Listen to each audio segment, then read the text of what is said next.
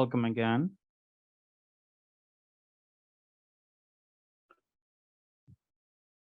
We're going to talk with Havva Solhan, Happy Crab Game Studio CEO, and she's going to talk about self-publishing and working with a publisher, and which one is better to start.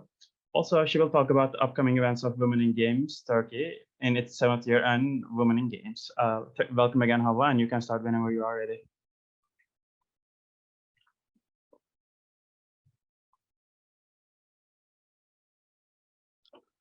Hello, everybody.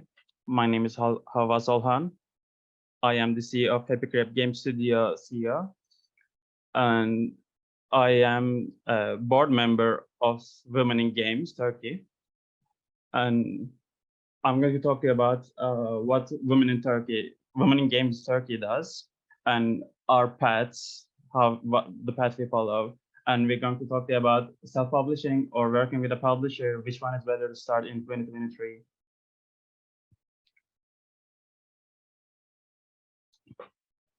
We Are in Games Turkey was established in 2015 as Women in Games Turkey. And we were looking for equality in gaming industry, and we wanted to show what women could do in the industry. We organized events, hackathons,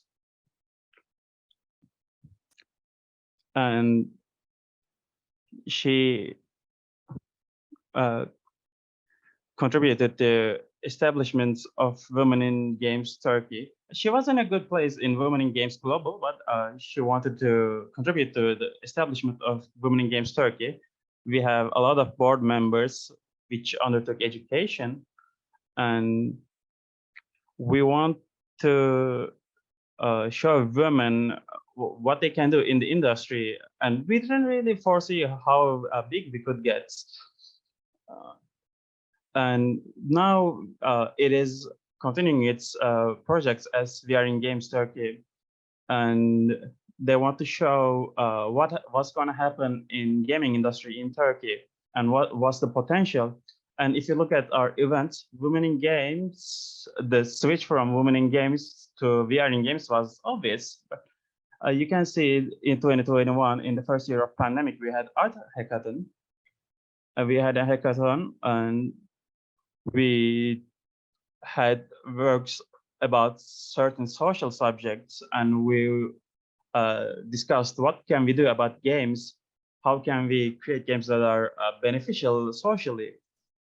Then we had another hackathon, and we had Musede hackathon. It was a really fun event. It was in Sakıp Sabancı Museum. It lasted 2 days. And we had social subjects. We took social subjects to hand, and we presented games. Throughout the nights, our colleagues has designed games about social matters. And the factor that affected the switch from Women in Games to We Are in Games was the unforeseen. And it's the fact that the games are art forms, because games are trying to touch people, and we handle social problems in games, and we handle everything we see in our social structure in games. We are trying to tell a story. We have a narrative. So our trainings have been focused on that. So Women in Games is trying to socially make the industry step forward, go forward. And this was one of the best events we had. Culture, arts, technology, and science. So Cats of Small Village means culture, arts, technology, and science. It was in Kıraathane. And it was in Ayvalık. And in the village, small children were told about, they were educated about the technology, blockchain, gaming industry. And I'm glad we had such events. The purpose of Cats was to teach people who don't have access to some certain things, to teach consumers that they can be producers. So we showed them the steps we took as an industry and how the industry works overall. We had designers, developers, and they told them about their experiences, and they told them about the steps they took in their lives. They told about how it is like to be in the gaming industry, and they also talked about how can we elevate our occupations to a social project. And in the other events, everything we produced has a goal to be presented in abroad countries, foreign countries. So our colleagues, especially in Women in Games, they had presented their games in Denmark or other countries. And now you are presenting your games, or you are developing something, or you are trying to reach something. So if there's a social aspect of gaming, there's also an art aspect of gaming.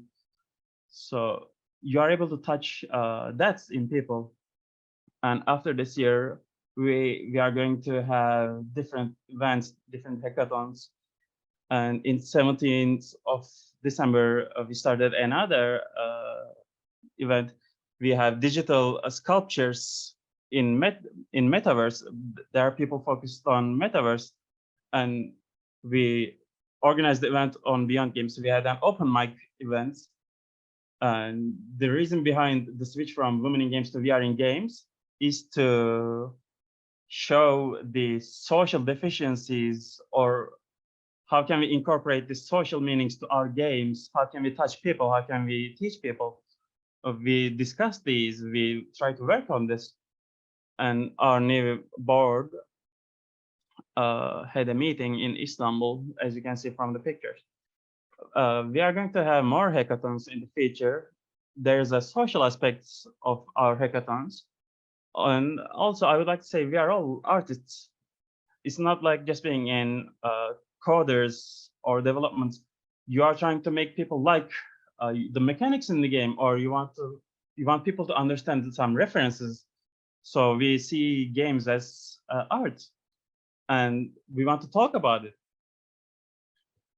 And my colleagues think likewise. And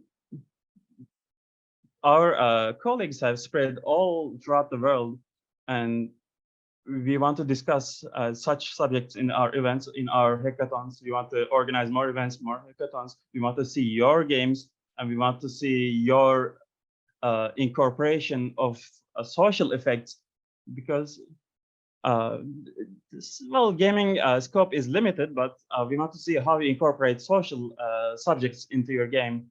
You can scan the QR code and join our Discord channel. We will have more events throughout 2023 and 2024. I would like to welcome you all to our Discord server. And my presentation starts now. It's about how to survive as a self-publisher. Both in Turkey and in global, there's a survival instinct going on. What are we doing here, and what you should do in this matter is what I'm going to try to answer. Well, we develop different styles of game. We develop mobile games, but as you know, there are some PC games, console games. We all have some common ground, some common subjects that we try to focus on. Let's see what we do. We started with the mid-core simulation games, racing games, drifting games, simulation games, education simulation games about education, and we have a small team focused on that. But we also have works on casual games, and we have more than 20 million downloads. We have more than 50 games of mid-core simulation, casual, puzzle, and as I said, we see the games as an art form, and we want people to understand what we try to mean. Our dynamic team is writing new stories and producing new stories.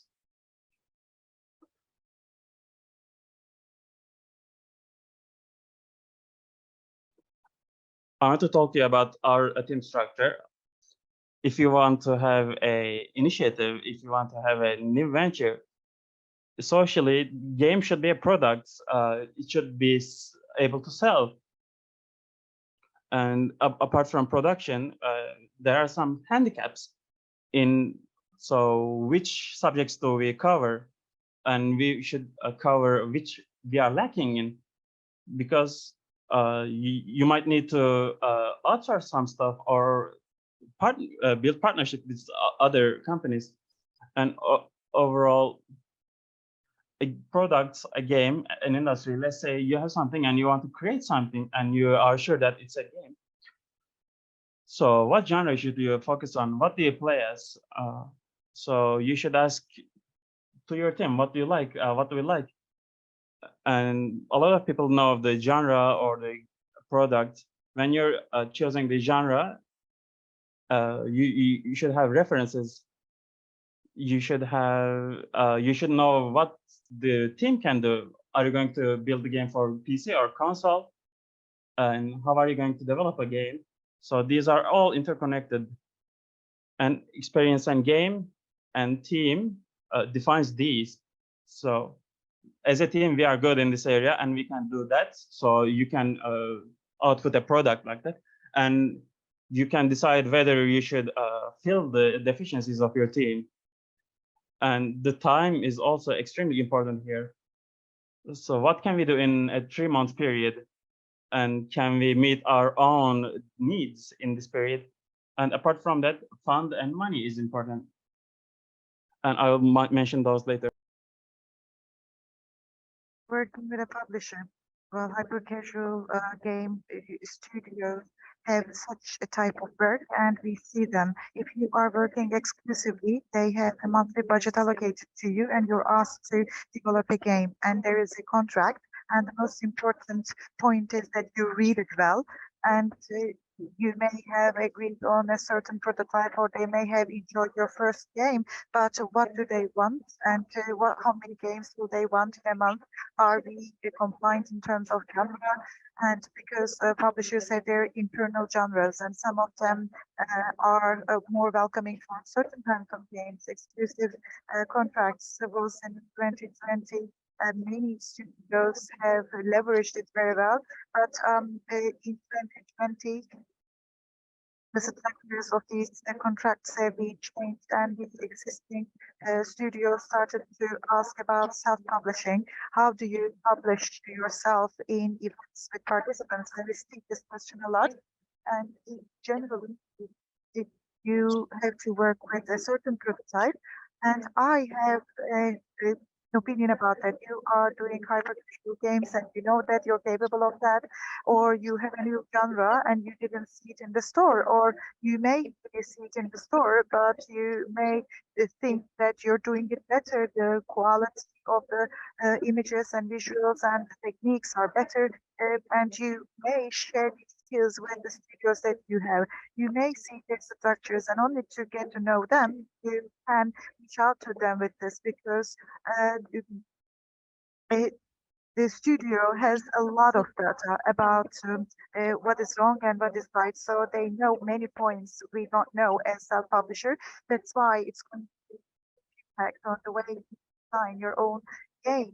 So if you are creating PC games for Steam, particularly, there are great structures in Turkey. There are great initiatives in Turkey. I know some of them, and I know some of them, and only the publishing side of it may be neglected, and this is still a question mark. Although, I mean, we would publish it first, and then we would look at it in the past, because rather than pushing some onto someone, we wanted to experience the problem. But the studios working with publishers, the same thing in the past, and the timing and the right day and what is needed for the game to be released, they know it better. And if the game is mobile, just publish it. If it's assume you have this right and try it at least for once. And I think this is a suggestion that I'd like to share with you.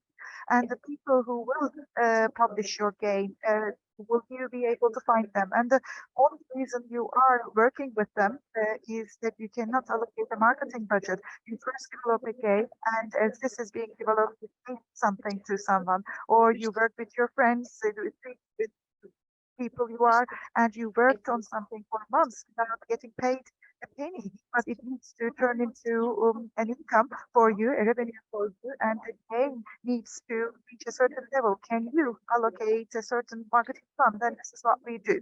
And this is the first level. You establish your game, you can do simulation games, and you have friends, and we may want to create an indie game. It's a great game, and it has a story, and you know how long it's going to last, and nobody wanted anything, and you have great team, you may say, and you start working on it, and you achieve something. But at the point of money, at the point of cash, more complicated things come into play. And one thing that I most is that in a team of three people should achieve certain goals, and it's mostly one person assuming multiple roles and working for something. So you may not be a legal entity right now. I was talking to people, and they're not legal entities, but they're still preparing their own games.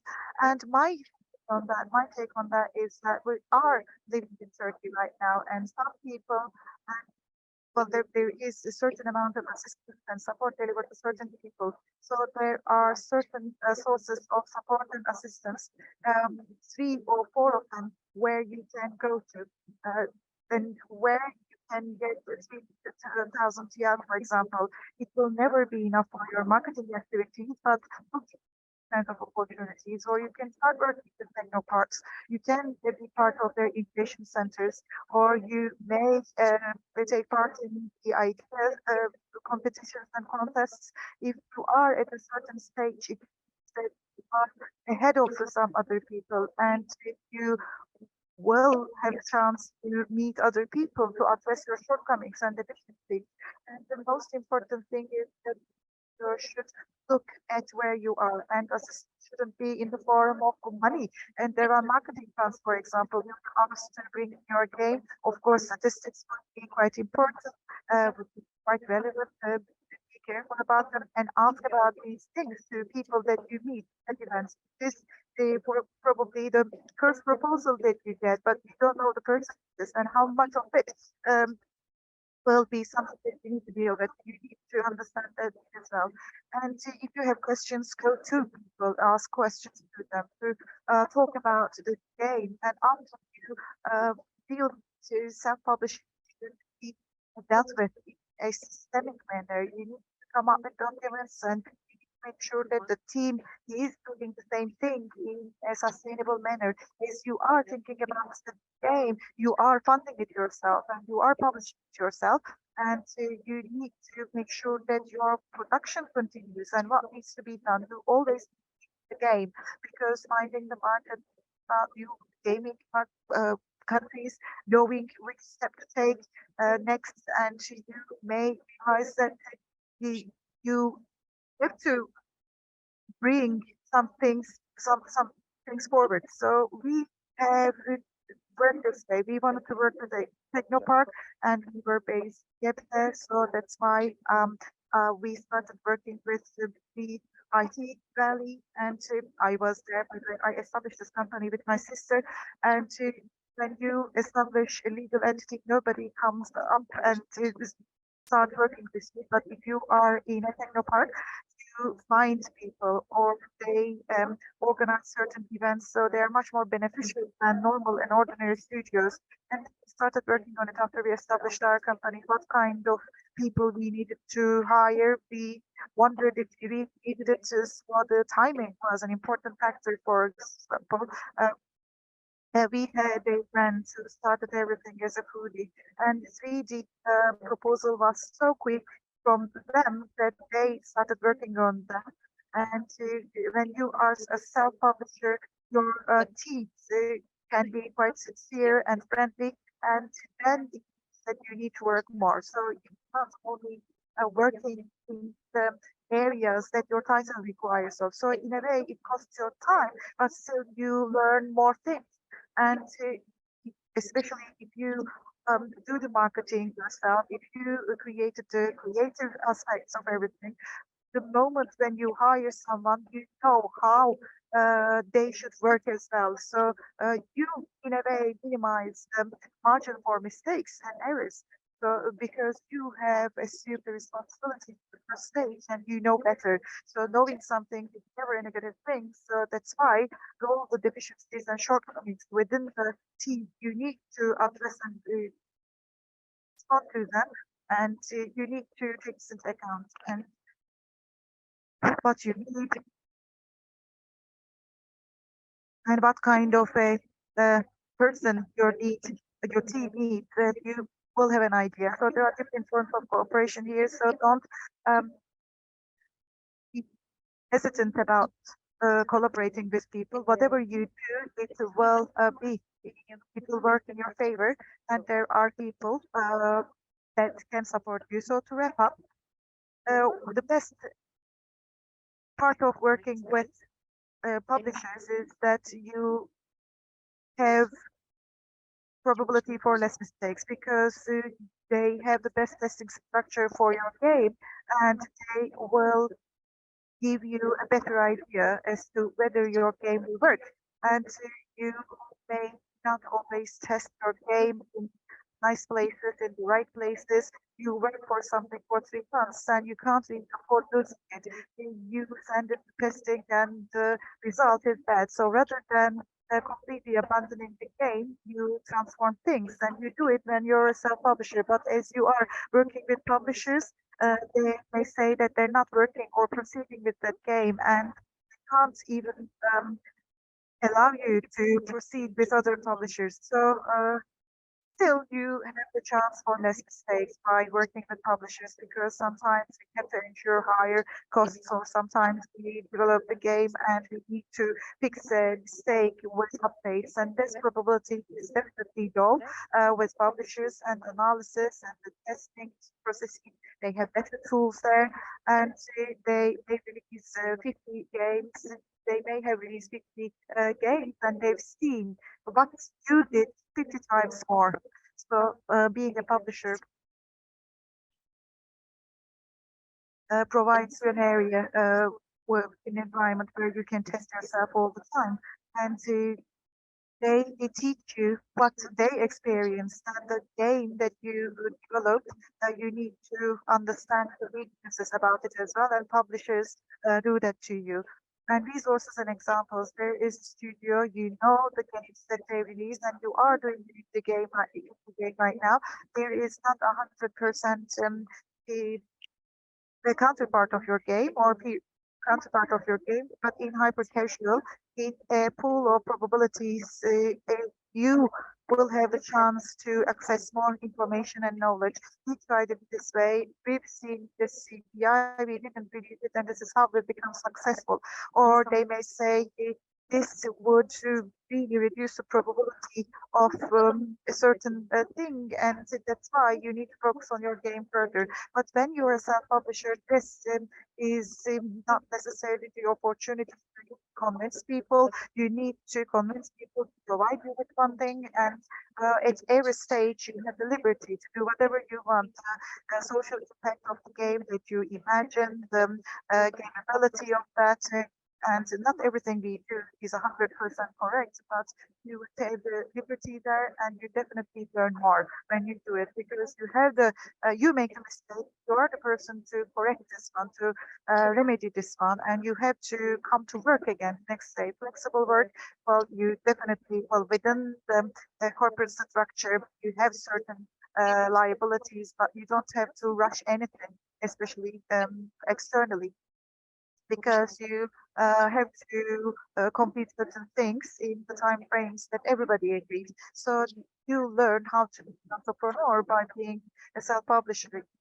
Maybe using new programs, or when you started out, you were only 3 people, and you now 15 people, and not everybody is 100% capable of catching up with all the work. Instead, you start delegating new tasks to new people. So once you are able to do it in a new system, with the new project, with new structure, you can proceed in an easier fashion.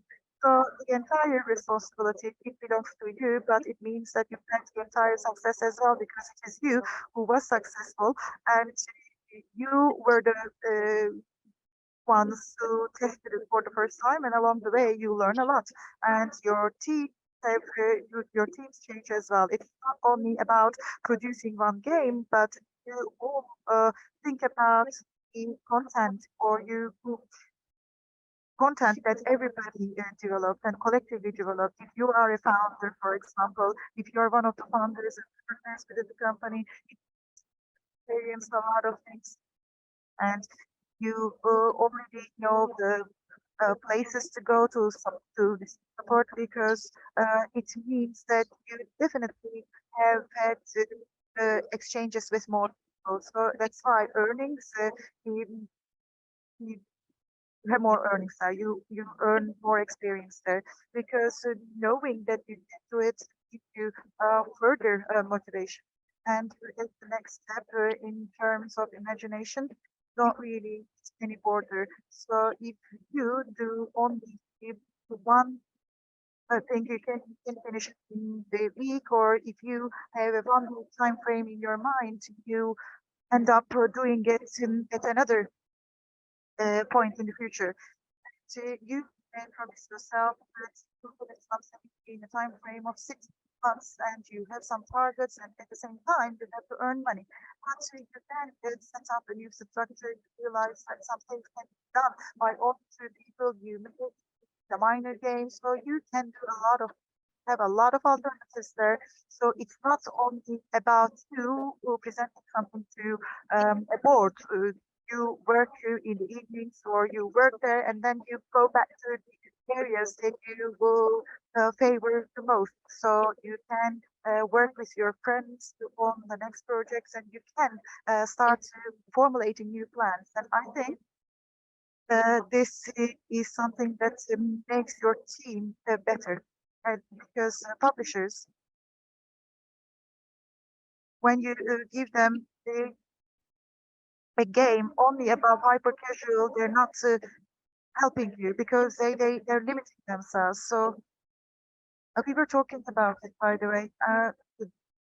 Rather than working on a single genre, it definitely doesn't mean that you have a stronger title or position, but you can work on different genres and you can diversify your resources, doing better games, for example, or addressing more and more target groups. You need to do things that are closer to the targets, and you realize that along the way.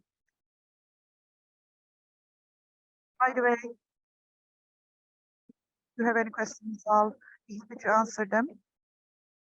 What other presentation was delivered about my subject and with whom we worked and what did we do to get investments? We can talk about them as well. This is our own channel. And for our next project, for our new collaboration, for new vacancy announcement, we have some postings and we also publish things about online events and offline events. So you're more than welcome to take part in them, to add them. In terms of indie, we are self-publishers and many things that you experience will be quite similar to what we did. We have interns, for example, this year we had 8 interns with us. So we also support them to uh, take their own class and we love learning from them. We love working with them and we are all inviting you to this structure. So if you have any other questions about stuff, you have my email address here, Women in Games and Here in Games. The new website is going to be as well. So all our events will be posted there regularly and you can reach out to us there as well. Well, that's all from my side. Any other questions? We don't have questions on Zoom, but if you have questions from the room, we can get them.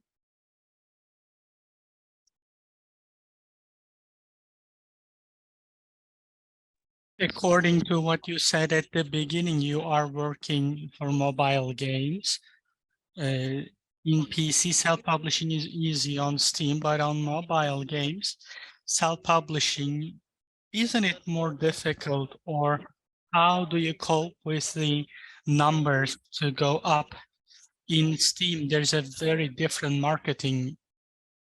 In mobile, marketing budgets are entirely different.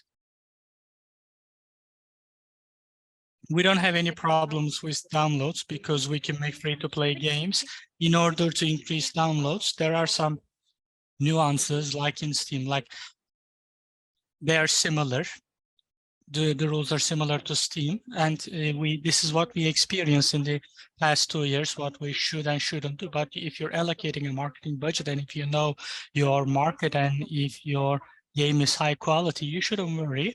But for casual and hyper casual games, there's a different structure. It's more difficult because great budgets are being allocated. They're feeding games quite well, and they're able to bring it all over the world. And we think some things are better in the mobile. You have a shot in Steam, and it may not work, but in mobile, you can refresh it a few times. I mean, in Steam, you can too, but self-publishing is similar to Steam, but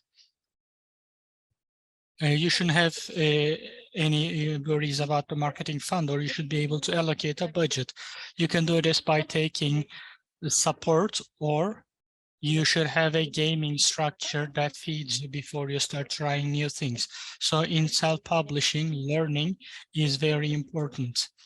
After maybe making progress in a simulation game, you can shift to casual. But if we started mobile directly, maybe it would be, marketing would be much more difficult for us. But if you have a certain funding, a daily budget, you can maintain it. But we're a survivor as well. We don't have huge budgets, but it's able to sustain itself, pay for itself. In hyper casual, maybe you cannot make it work without a marketing fund, but in other genres, you can. For instance, piano tiles game or 2048 variations. Studios have done it and achieved it themselves, or parkour games. You have to see this as an indie team. If you believe in a genre, you like your story, you have to bring it to the right user. With certain ads with your community and with opening to the foreign international market correctly, or researching the country in the right way, this would help. There are certain tools or services that you can use. There are some free versions or free for students to see how much progress your game can make. If you have any questions, I can help you about some of the brands that I work with. With the right research, different game types can be tried. This is what publishers are doing. They're running a test, and if there's a high likelihood of achieving, they make more effort and they reach millions. With maybe after reaching hundreds of thousands, you can feed what you get from it to support other types of games that you believe in more.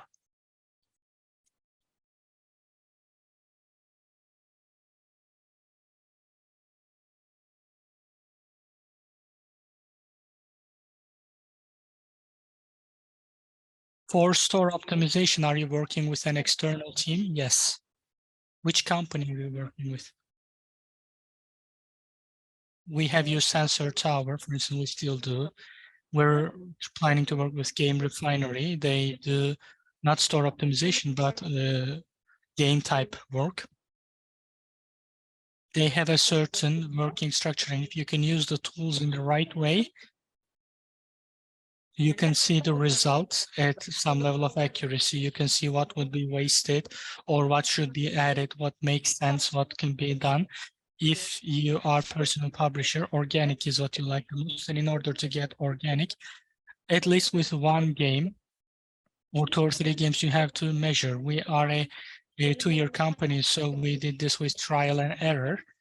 And what kind of game we should do for who, and which countries like which type of game. We have some data that we use as well, but we have worked with many of them. and we believe we should.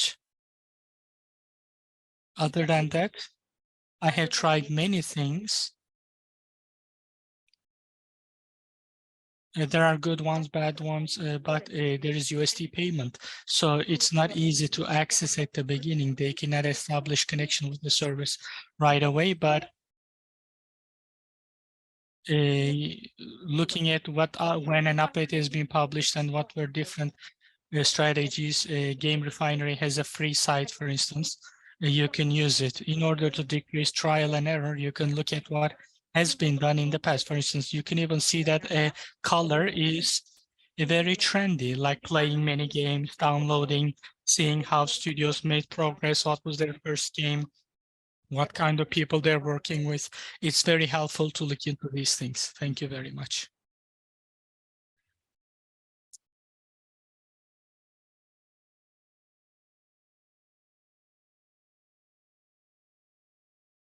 I think there are no other questions. Thank you very much.